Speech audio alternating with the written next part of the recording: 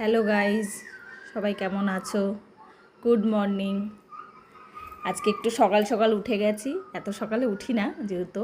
তো আজকে একটা দাদার বাড়িতে জগন্নাথ পুজো আছে, নিমন্ত্রণ আছে। তো বৌদি বললো যে সকাল সকাল একটু চলে এসো, সবাই মিলে হাতাহাতি একটু পুজোর জোগাড় করতে হবে। আমি বললাম ঠিক আছে। তো এখানে সকালে উঠে জল খাবারটা করে নিলাম ওদের, কেন ওরা তো সকাল সকাল যাবে না, আমি আগে চলে যাচ্ছি।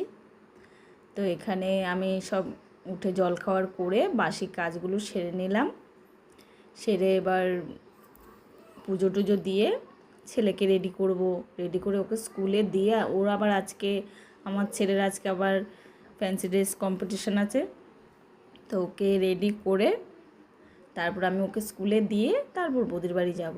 তাও 9টা 9:30 বেজে যাবে। ছেলের 9টা থেকে স্কুল। তো এই যে ছেলে উঠে গেছে ঘুম থেকে, সে যাবে না, মুখটা একটু অফ আছে ওর।